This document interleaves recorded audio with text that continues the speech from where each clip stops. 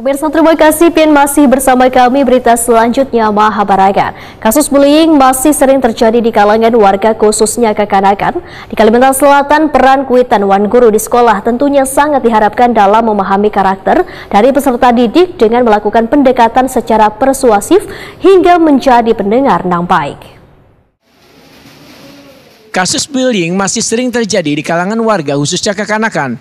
Di Kalimantan Selatan, kasus bullying atau menyambat-nyambati kawan sekolah pernah didapati, salah satunya terjadi di Satuan Pendidikan Tingkat Sekolah Menengah Atas di Banjarmasin, bahkan hingga menimbulkan kekerasan fisik dengan menggunakan senjata tajam. Peran Kuitan Wan Guru di sekolah tentunya sangat diharapkan dalam memahami karakter dari peserta didik dengan melakukan pendekatan secara persuasif hingga menjadi pendengar yang baik. Demikian dipadahkan Kepednas Pemberdayaan Perempuan dan Perlindungan Anak Kalimantan Selatan Adi Santoso usai melakukan penilaian peningkatan kualitas keluarga di kawasan wisata Kampung Hijau Sungai Bilu, Besukan Jumat 6 Oktober 2023.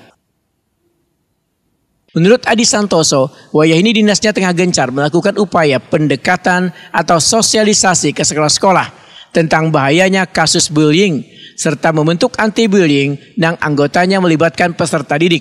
Dikarenakan kasus bullying banyak terjadi di sekolah. Adi Santoso meminta peran guru yang sehari-hari bertemu dengan peserta didik untuk bisa memberikan pemahaman tentang bahayanya kasus bullying. Ya, menjadi perhatian. Selama ini kan kurang mendapat sentuhan ya. Padahal di satuan pendidikan kami berharap peran guru agar dalam membentuk karakter anak yang bagus, akhlak anak yang bagus itu harus terus-menerus ya diberikan kepada anak-anak.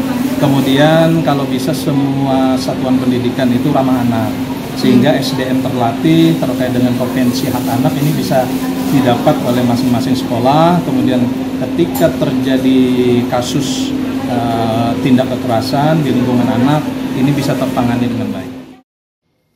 Adi Santoso berharap melalui berbagai cara yang dilakukan maka kasus bullying di Kalimantan Selatan kada terjadi lagi.